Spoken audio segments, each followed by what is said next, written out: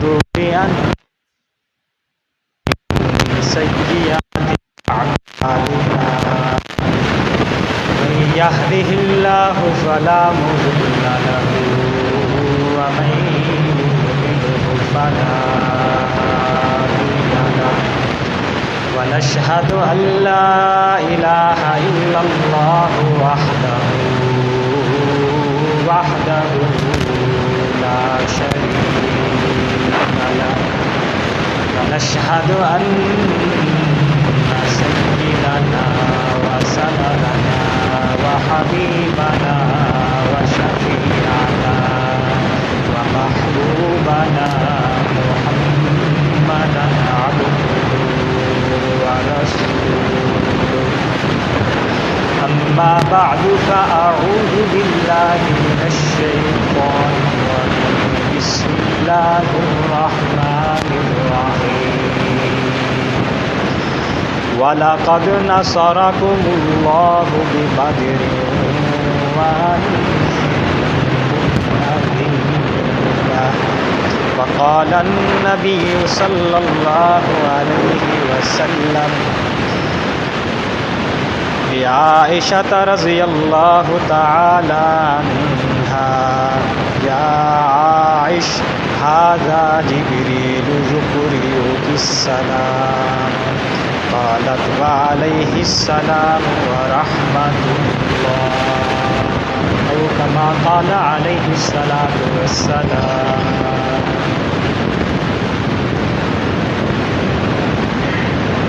محترم بزرگوں بھائیوں، آج رمضان مبارک کی 13 تاریخ ہے. ساتھ دن گزر رہے ہیں.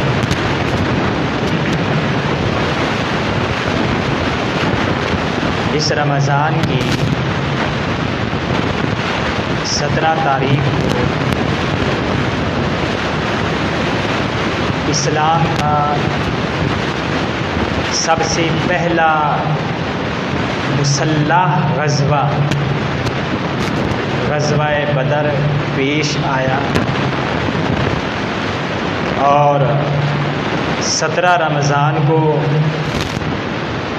58 ہجری میں اماں عائشہ صدیقہ رضی اللہ تعالی عنہا بھی فوت ہوئی ہیں اور آپ کی لاڈلی بیٹی حضرت رقیہ رضی اللہ تعالی عنہا وہ بھی 17 رمضان کو فوت ہوئی ہیں، اللہ کو پیاری ہوئی. ابھی سب سے پہلے میں آپ کے سامنے غزوہ بدر کے حوالے سے کچھ عرض کروں گا. جہاد جو ہے یہ ہمارے ایمان کی علامت ہے، لیکن جہاد جو صحیح طریقے سے ہو، جو قرآن و حدیث میں جس کا طریقہ بتایا گیا ہے اس طریقے کے ساتھ ہو، تو یہ جہاد ہمارے اسلام کا، ہمارے ایمان کا بہت بڑا حصہ ہے. جب سے مسلمانوں نے اس جہاد کو چھوڑ دیا مار کھائے جا رہے ہیں. غزوہ بدر میں 313 یا 314 یا 315 اتنی تعداد ہے صحابہ کرام کی، اور سامنے دشمن کا جو لشکر ہے وہ 1000 اور 900 کے درمیان میں ان کی تعداد ہے. لیکن اللہ تعالی مسلمانوں کو، نبی کریم صلی اللہ علیہ وآلہ وسلم کو اور آپ کے صحابہ کو فتح عطا فرماتے. اس کا پس منظر یہ ہے غزوہ بدر کا. آپ کو خبر دی گئی نبی کریم صلی اللہ علیہ وآلہ وسلم کو کہ ابو سفیان ملک شام سے تجارتی قافلہ واپس لے کر آ رہا ہے. اس وقت ابو سفیان مسلمان نہیں ہوئے تھے. تو آپ چند صحابہ کو 313 صحابہ کو بغیر کسی تیاری کے، کیونکہ جہاد تو کرنا نہیں تھا، جنگ لڑنی نہیں تھی، صرف ان سے مال حاصل کرنا تھا، تو مال حاصل کرنے کے لیے اپنے ان 313 صحابہ کو لے کر ایک جگہ پر پہنچ جاتے ہیں۔ اس کو کسی طرح خبر مل جاتی ہے ابو سفیان کو، اور ایک جگہ پر کنواں تھا، وہاں پر وہ جاتا ہے ابو سفیان، تو اس کو اونٹ کی گوبر جو ہوتی ہے، لیز جو ہوتی ہے، وہ اس کو ملتی ہے، تو اٹھاتا ہے اور اس کو توڑتا ہے، اس کے اندر سے کھجور کی گٹھلی نکلتی ہے، تو پہچان جاتا ہے کہ یہ اونٹ یہاں کا نہیں بلکہ یہ مدینہ طیبہ کا اونٹ ہے۔ اس لیے اس کو پتہ چل گیا کہ ہم خطرے میں، تو اس نے پھر اپنا ایک قاصد بھیجا ابو جہل کے پاس، مکہ مکرمہ میں قریشیوں کے پاس، کہ ہم خطرے کی حالت میں ہیں، اس لیے ہماری مدد کو پہنچو۔ یہ ابو سفیان جو تھا، اب اس نے راستہ بدل لیا، ساحل کے کنارے سے یہ دوسرے راستے سے یہ مدینہ طیبہ کی طرف جا رہا تھا۔ جب اس نے راستہ بدل لیا تو نبی کریم صلی اللہ علیہ وآلہ وسلم اپنے ان 313 صحابہ کو لے کر بدر میدان، بدر مقام پر پہنچے۔ وہاں آپ نے پڑاؤ کیا، اور ادھر ابو جہل کو جب خبر پہنچی تھی تو اس نے وہاں پر اعلان کر دیا، تو وہاں سارے جو سردار جو تھے وہ بھی جمع ہو گئے، مرد بھی جمع ہو گئے، عورتیں بھی جمع ہو گئی، کہ ہمارا لشکر جو شام سے آ رہا ہے وہ خطرے میں ہے، ہمیں جانا چاہیے، لڑائی کرنی چاہیے اور ان کو ختم کرنا چاہیے مسلمانوں کو، الیاذ باللہ۔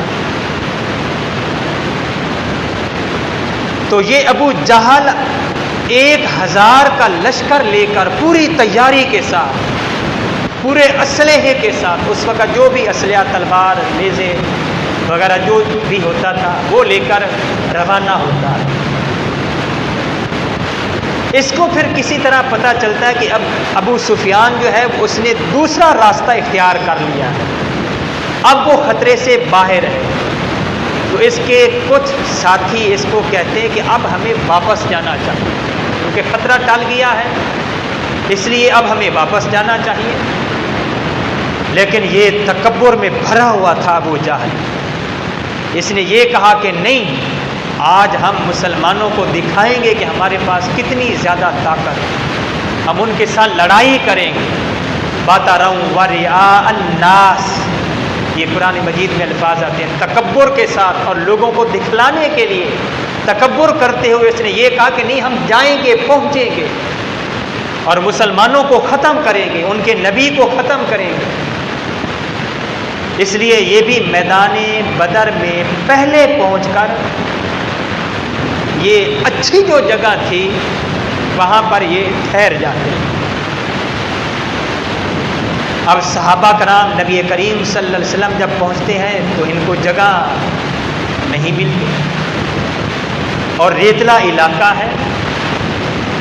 جہاں پر چلنا بھی مشکل ہو رہا تھا، کیونکہ پاؤں ریت میں دھنس جاتے ہیں، آدمیوں کے بھی، مردوں کے بھی اور جانوروں کے بھی۔ تو اب ان کے پاس صرف اور صرف ٹیلے تھے، وہاں پر جاتے ہیں اور اللہ کی طرف سے مدد یہ ہوتی ہے، پہلی مدد کی اللہ تعالیٰ باران رحمت عطا فرماتے ہیں۔ جب باران رحمت ہوتی ہے، بارش جب ہوتی ہے تو زمین بالکل نرم ہو جاتی ہے اور اس پہ پھر چلنا آسان ہو جاتا ہے، اور صحابہ کرام پانی بھی اپنے لیے جمع کر لیتے ہیں وضو کے لیے، نہانے کے لیے، اور پھر اس کے بعد نبی کریم صلی اللہ علیہ وآلہ وسلم ساری رات اللہ سے دعا کرتے رہتے ہیں آپ کے لیے ایک چھپر بنایا گیا۔ سعد بن معاذ جو انصار کے سردار تھے، انصار مدینہ کے، ان کی رائے کے مطابق آپ کے لیے چھپر بنایا گیا۔ اس چھپر کے اندر آپ بھی تشریف فرما ہے اور آپ کے ساتھ ابو بکر صدیق رضی اللہ تعالیٰ عنہ بھی تشریف فرما ہے، اور باہر دروازے کے اوپر سعد بن معاذ تلوار لے کر کھڑے ہو جاتے ہیں حفاظت کے لیے۔ اور اس سے پہلے، روانہ ہونے سے پہلے، نبی کریم صلی اللہ علیہ وسلم صحابہ سے فرماتے ہیں کہ آپ کی کیا رائے ہے؟ ابو بکر صدیق رضی اللہ تعالیٰ عنہ فرماتے ہیں یا رسول اللہ، ہم آپ کے ساتھ ہیں، جو آپ کا حکم ہوگا ہم وہی کریں گے۔ عمر فاروق رضی اللہ تعالیٰ نے کہا یا رسول اللہ، ہم آپ کے ساتھ مل کر لڑائی کریں گے۔ حضرت مقداد رضی اللہ تعالیٰ نے بھی فرمایا یا رسول اللہ، ہم قوم موسیٰ کی طرح نہیں ہیں کہ جنہوں نے یہ کہا تھا موسیٰ علیہ السلام سے کہ فَاذْهَبْ أَنْتَ وَرَبُّكَ فَقَاتِلَا، آپ جانے، آپ کا رب جانے، جاؤ اللہ سے، جاؤ تم دونوں جا کر لڑائی کرو، ہم تو یہاں بیٹھے ہیں۔ ہم ان کی طرح نہیں ہیں، بلکہ ہم آپ کے ساتھ مل کر آپ کی دائیں جانب، آپ کی بائیں جانب، آپ کے آگے، آپ کے پیچھے، نحن نقاتل یمینہ کا، شمالہ کا، امامہ کا، خلفہ کا، ہر طرف سے آپ کے ساتھ مل کر دشمنوں کا مقابلہ کریں۔ آپ علیہ السلام خوش ہو جاتے ہیں، لیکن فرماتے ہیں کہ اور کوئی بولے۔ انصار صحابہ سعد بن معاذ رضی اللہ تعالیٰ نے پہچان گئے کہ نبی کی خواہش یہ ہے کہ انصار مدینہ میں سے کوئی بولے، اس لیے پھر کھڑے ہوتے ہیں اور لمبی تقریر کرتے ہیں اور فرماتے ہیں کہ یا رسول اللہ، ہم آپ کے ساتھ مل کر جہاد کریں گے، جو آپ کا حکم ہوگا، آپ کا حکم ہم اس پر عمل کریں گے، آپ کا حکم ہمارے سر آنکھوں پر۔ تو پھر اس کے بعد اللہ کے نبی حکم دیتے ہیں کہ اب چلنا چاہیے۔ تو سعد بن معاذ کی رائے کے مطابق آپ کے لیے چھپر بھی بنایا گیا، اور پھر ساری رات اس میں اللہ کی عبادت کرتے رہے، اللہ کے سامنے روتے رہے۔ حضرت علی المرتضیٰ رضی اللہ تعالیٰ عنہ فرماتے ہیں کہ سارے قافلے والے سو گئے تھے سوائے نبی کریم صلی اللہ علیہ وسلم کے، کہ ساری رات اللہ کے سامنے روتے رہے اور آپ سے مانگتے رہے، اور آپ یہ بھی دعا کرتے تھے، یہ بھی دعا کر رہے تھے یا اللہ کہ اگر یہ ایک جماعت ہے مسلمانوں کی، اگر یہ آج ختم ہو گئی، ان تہلک هذه العصابہ تو لا تعبد ابدا، پھر اس کے بعد ہمیشہ ہمیشہ کے لیے آپ کی عبادت نہیں کی جائے۔ یہ اللہ کے سامنے ہاتھ پھیلا کر نبی کریم صلی اللہ علیہ وسلم دعا کر رہے ہیں، اور پھر اس کے بعد جب آپ زاروں قطار رو رہے ہیں، آپ کی آنکھوں سے آنسو مبارک جاری ہیں، ابو بکر صدیق رضی اللہ تعالیٰ عنہ اٹھتے ہیں اور پیچھے کمر کی طرف سے آپ کو یوں وہ آپ کو پکڑ لیتے ہیں، گویا کہ وہ دونوں ہاتھوں کے ساتھ آپ کو پکڑ لیتے ہیں اور آپ کو تسلی دیتے ہیں کہ یا رسول اللہ، آپ کی یقیناً دعا قبول ہو چکی ہے، آپ کی یقیناً دعا قبول ہو چکی ہے۔ اور آپ کی چادر مبارک یہ کندھوں سے نیچے گرتی ہے، وہ اٹھا کر آپ کے اوپر کرتے ہیں اور آپ کو تسلی دیتے ہیں اور فرماتے ہیں یا رسول اللہ، اب بس کیجیے، یقیناً آپ کی دعا سنی گئی، آپ کی دعا قبول ہو گئی۔ صبح جب ہوتی ہے تو آپ صف بندی کرتے ہیں۔ ایک صحابی تھوڑا سا آگے نکلے ہوئے تھے، آپ کے ہاتھ میں نیزہ تھا، تو آپ نے نیزے کے ساتھ اس کے پیٹ میں یوں تھوڑا سا ایسے کیا، وہ تھوڑا سا وہ پیچھے کی طرف، پیٹ کی طرف وہ دھکیلا، تو اس صحابی نے یہ کہا یا رسول اللہ اوجعتنی، آپ نے مجھے تکلیف دی، اس لیے مجھے بدلہ دیجیے۔ نبی کریم صلی اللہ علیہ وسلم اپنی قمیض مبارک، کرتا مبارک اوپر کرتے ہیں، پیٹ ننگا کرتے ہیں، وہ صحابی آگے بڑھتے ہیں اور بوسہ لیتے ہیں اور چمٹ جاتے ہیں، یا رسول اللہ، میں نے اس لیے یہ آپ سے کہا، ورنہ میری مجال کہ میں آپ سے بدلہ لوں، یا رسول اللہ نہیں، میں نے اس لیے کیا کہ آپ کے پیٹ مبارک کا میں بوسہ لے سکوں، معلوم نہیں کہ دوبارہ ملاقات ہوگی یا ملاقات نہیں ہوگی۔ یہ صحابہ کا عشق بھی دیکھیے، 313 اور سامنے 1000 یا اس سے تھوڑے سے کم، 900 اور 1000 کے درمیان یہ ان کی تعداد تھی۔ نبی کریم صلی اللہ علیہ وسلم نے 4-5 صحابہ کو جن میں حضرت علی المرتضیٰ بھی تھے ان کو بھیجا کہ جا کر وہ دیکھ کر آؤ، معائنہ کر کے آؤ کہ دشمنوں کی تعداد کتنی ہے۔ تو جب وہ جا رہے تھے تو 2 غلام ان کے قبضے میں آ گئے، ان کو لے کر آئے، ان سے پوچھا تو انہوں نے یہ کہا کہ ہمیں تعداد ان کی معلوم نہیں۔ تو پھر نبی کریم صلی اللہ علیہ وسلم نے فرمایا کہ وہ روزانہ کتنا گوشت کھاتے ہیں، کتنے اونٹ ذبح کرتے ہیں۔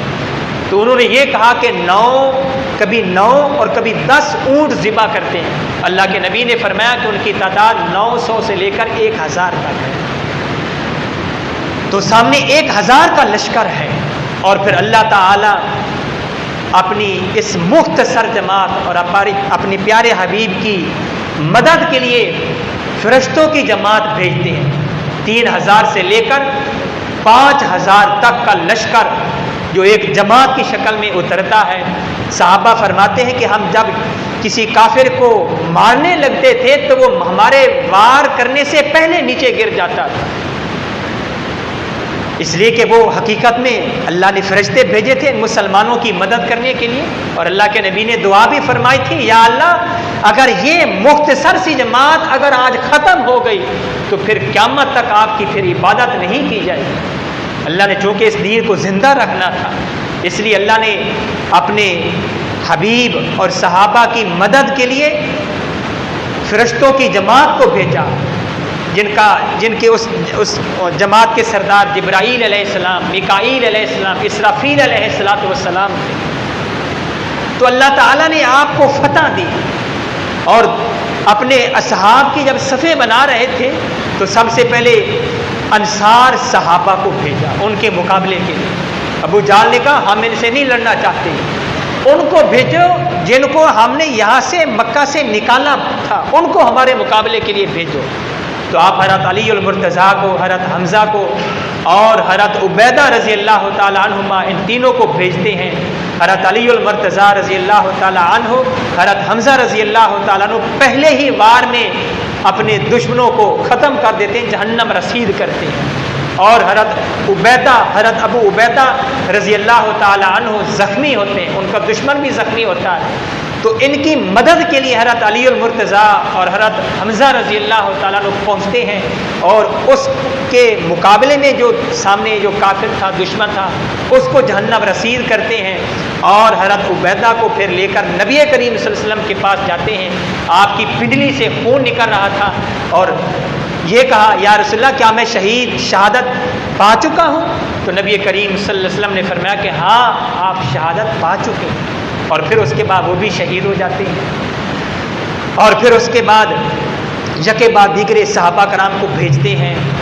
حضرت عبد الرحمن بن عوف رضی اللہ تعالیٰ عنہ فرماتے ہیں کہ میں بھی صف میں کھڑا تھا، میرے دائیں اور بائیں 2 چھوٹے بچے تھے، نوجوان، معوذ اور معاذ، یہ 2 چھوٹے سے بچے تھے۔ انہوں نے مجھ سے پوچھا چاچا ابو جہل کہاں ہے اور کون ہے؟ اس نے حضرت عبد الرحمن بن عوف نے کہا کہ تم جان کر کیا کرو گے، تمہیں اس سے کیا لینا؟ تو انہوں نے یہ کہا کہ اے چاچا ہم نے سنا ہے کہ وہ ہمارے پیارے حبیب کو گالیاں دیتا ہے، اس لیے ہم قسم اٹھا کر نکلے ہیں، یا تو اس کو ماریں گے یا پھر خود مر جائیں گے،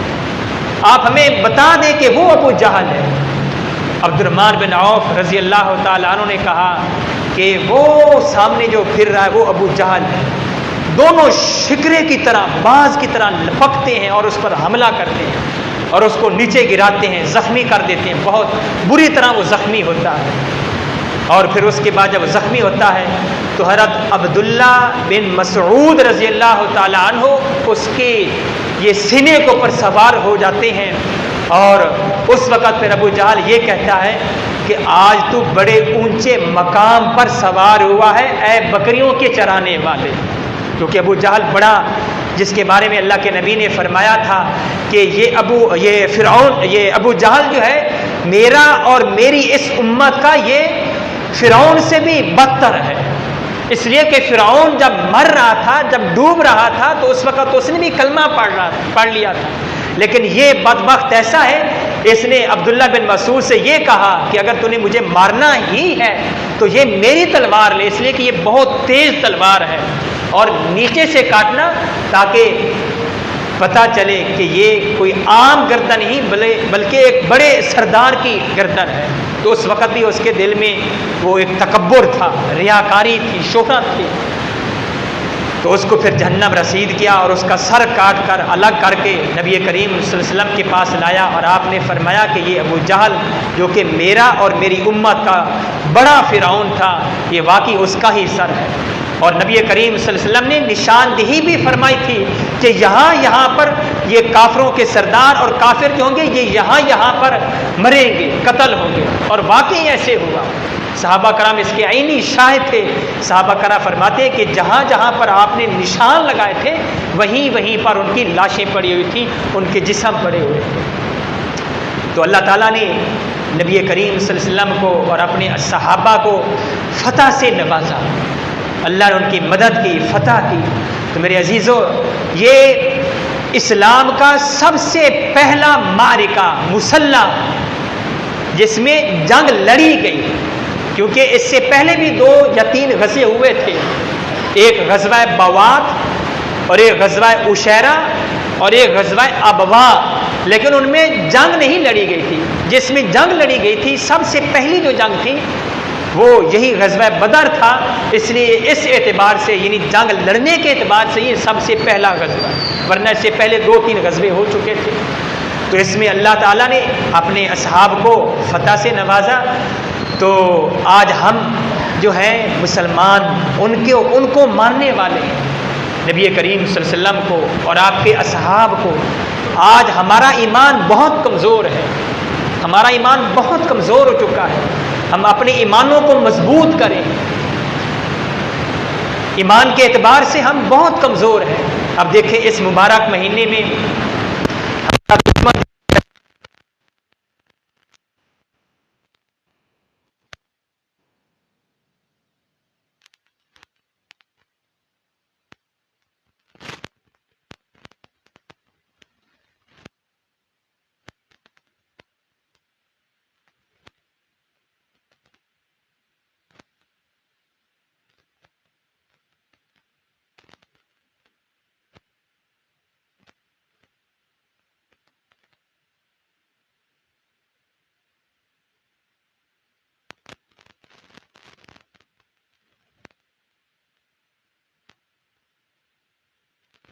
عید کو اتارا،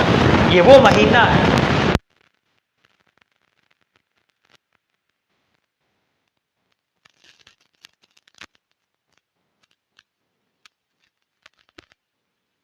عظمت ختم کرنا چاہیے کم از کم، ورنہ 2 یا 3 قرآن مجید ختم کریں، دوبارہ پتہ نہیں ہمیں یہ مبارک مہینہ ملے گا یا نہیں ملے گا۔ اس لیے خوب اللہ کی طرف ہم متوجہ ہوں، ذکر اذکار، اللہ کا ذکر کیا جائے۔ پچھلے جمعہ بھی میں نے آپ کے سامنے عرض کیا تھا کہ اس مہینے میں عبادت پر جو اجر و ثواب ہے وہ بڑھا دیا جاتا ہے۔ ایک فرض پڑھتے ہیں 70 فرض اللہ تعالیٰ 70 فرضوں کے برابر اجر و ثواب عطا فرماتے ہیں، اور نوافل جو ہوتے ہیں وہ بالتبع ہیں، تابع ہیں، اصل فرائض ہیں۔ اس لیے ہم اگر ایک دفعہ پڑھیں گے لا الہ الا اللہ، ایسے جیسا کہ 70 مرتبہ ہم نے لا الہ الا اللہ پڑھا۔ تو لا الہ الا اللہ کی کثرت کی جائے، اور وہ کتنی کثرت ہے؟ کم از کم 300 مرتبہ پڑھا جائے، کم از کم، پھر کثرت ہوگی۔ اور اسی طریقے سے استغفار کثرت کے ساتھ کیا جائے، اور اللہ سے جنت الفردوس بار بار مانگے۔ حدیث میں آتا ہے کہ جو من لم یسأل اللہ، جو اللہ سے نہ مانگے، یغضب علیہ، اللہ تعالیٰ اس سے غصے ہوتے ہیں، اس سے اللہ ناراض ہوتے ہیں۔ اس لیے اللہ سے مانگے، بار بار اللہ سے مانگے، اور یقیناً اللہ تعالیٰ دیتے ہیں۔ بے شک ہمیں اس وقت نہ بھی ملے، لیکن وہ ہماری جو بھی دعا ہوتی ہے، جو بھی ہم اللہ تعالیٰ سے مانگتے ہیں، وہ ذخیرہ ہو رہا ہے۔ اور پھر یہ بھی